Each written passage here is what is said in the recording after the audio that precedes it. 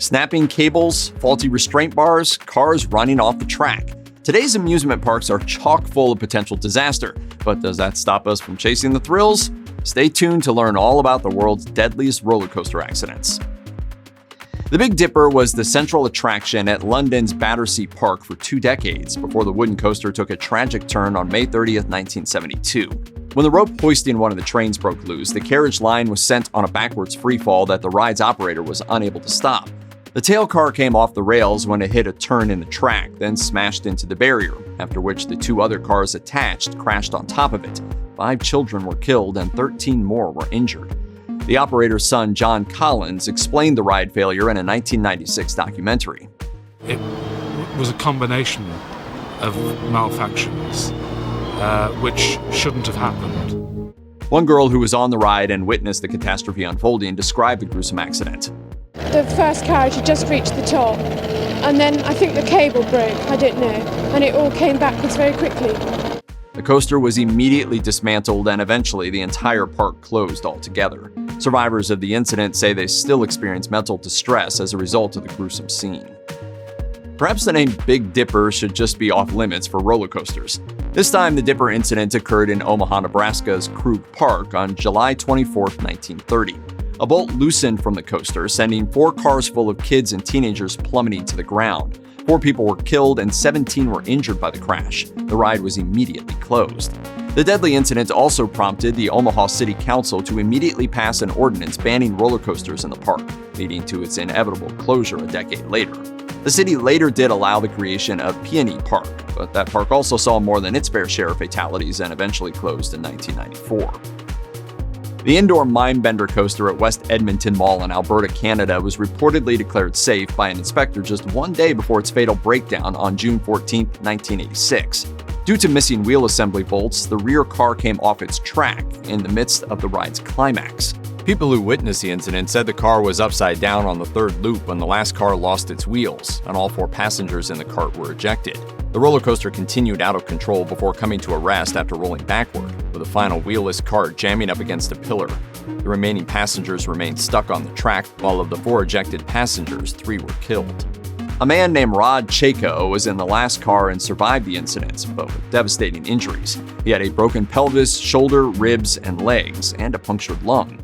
It was an accident. I have no hatred or ill to West Edmonton Mall. They treated me very well. He later described the scene in ghastly detail, telling the Toronto Sun, "We had gone up and were done with the big drop where we got our speed. We were getting ready to go into the whirly and our car started to fishtail. I grabbed onto the safety bar we had back then and I held on, but the next time it went over, my lap bar was released. I flew." The ride was redesigned, repainted, and reopened months later. It still runs to this day. On August 28, 1999, the Wild Wonder roller coaster in Ocean City, New Jersey, endured multiple mechanical failures, causing a car to lose traction and plummet 30 feet backwards towards a sharp curve. A 39-year-old woman and her 8-year-old daughter were killed after being ejected from their car due to the force of the turn. 2 others were injured.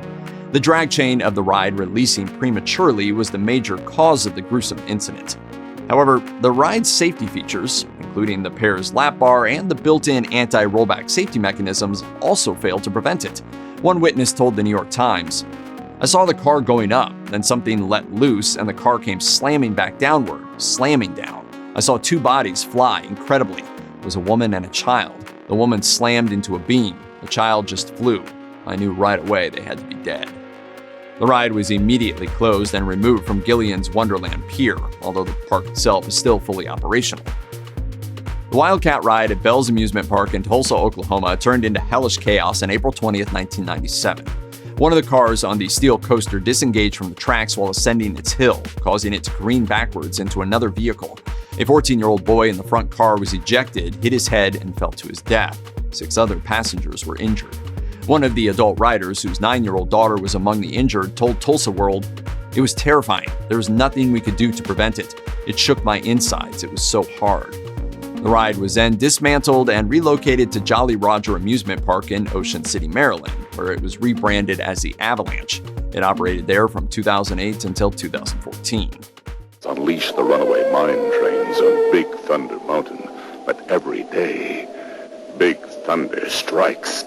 Disneyland is not immune to tragedy despite the moniker the happiest place on earth. On September 4, 2003, Big Thunder Mountain Railroad suffered a catastrophic accident caused by improper maintenance. The front locomotive car derailed and the front portion of the car dug into the track. The rear portion landed on top of the leading passenger car, killing one 22-year-old man and injuring 10 others. The young man's family sued the park and settled for an undisclosed sum.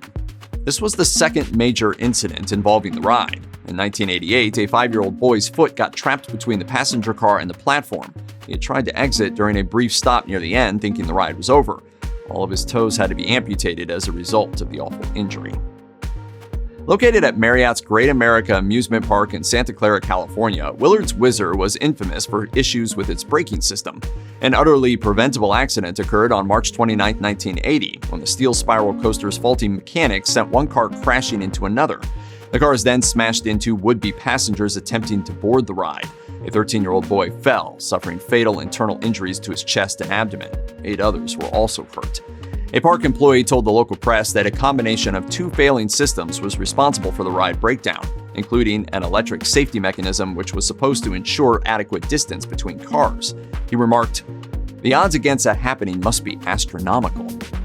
The ride was later modified and renamed before closing in 1988. The Treetop Twister at New Yorkshire's Lightwater Valley had only been in operation for a month when it cost one British student her life. On June 21, 2001, several of the cars crashed into one another after a wiring mistake overrode the emergency failsafe systems. The victim's boyfriend, who was also injured by the accident, described the moments leading up to the crash, telling The Telegraph, "We noticed the car in front and knew something was wrong. We went halfway up a slope and hit the car and rebounded. We saw a car behind us coming around the corner and we went backwards and hit it." The 20-year-old woman, Gemma Savage, died after suffering severe head and spinal injuries. Her family sued the park, but her death was ruled a misadventure rather than an unlawful killing. No charges were brought against the ride's maintenance worker. Despite its devastating beginning, the ride still remains in operation under the abbreviated name Twister.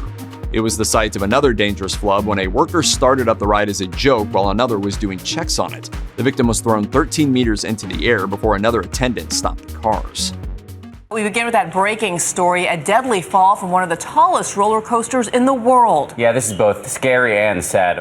Six Flags Over Texas aimed to honor its state's reputation when it refurbished the Texas Giant into a 153-foot tall behemoth in 2011. 2 years later, in July 2013, the massive coaster was the site of a gruesome disaster.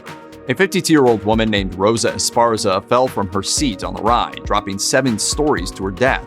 Her son, who was with her at the time, reportedly screamed for the operators to halt the ride. Her body was later discovered by authorities, nearly severed in half on the roof of the ride's tunnel. After investigating the cause of the incident, Six Flags ruled out mechanical failure. They did, however, add some new security measures, including redesigned restraints and a test seat for patrons to determine if they would fit in the ride. They reopened a few months later. Esparza's family sued the company and ultimately settled for an undisclosed sum, agreeing that the park would not accept fault for the accident. Even kiddie coasters have been known to turn deadly. A 3-year-old boy named Jason Dansby was riding an indoor mini coaster with his twin brother at Go Bananas in Norridge, Illinois on April 2, 2011, when he wriggled out of his restraints and stood up. He soon lost his balance and fell backwards to his death after being wedged in between the moving cars. The toddler's parents witnessed the tragedy, and the center's owner was charged for not keeping maintenance records on hand for investigation. The boy's parents, along with several witnesses, sued the site after the incident, but the park reopened just a few days later after passing a state inspection. The ride is still operational to this day. Myrtle Beach's Magic Harbor earned the nickname Haunted Harbor after a 13-year-old girl was thrown from its Black Witch coaster on April 3, 1983. Witnesses said the girl, Sherry Depew, was seated properly for the ride, but her lap bar came undone partway through. A fellow rider told the local news, "She wasn't doing anything, it just popped her over the front seat. She was trying her best to bring herself back in, but there was nothing to reach for." Depew's family sued the park for her death, claiming that it had been aware of the potential hazards of the ride, but employed incompetent operators to staff it. The park ultimately shut down in 1999. Six Flags over Mid-America in St. Louis, Missouri was the site of a sudden calamity on July 7, 1984, when 46-year-old Stella Holcomb slipped from the standing Railblazer coaster and was flung 20 feet to her death. Her husband Carl, who was also on the ride, was there to witness it. As we made this sharp whip, she was gone, just like that. According to the New York Times, park managers took the opportunity after the incident to tout the ride's safety design, saying, "We have a locked shoulder brace, a knee harness, and a third safety belt that's also locked on top of it, so from a theoretical standpoint, that shouldn't have occurred." They also suggested that she may have fainted during the ride and that her weight may have been a factor as well, but her husband disagreed. Holcomb's family settled with the company for $1.8 million, and the park replaced its standing coaster cars with the original train cars that had been in place for a decade before.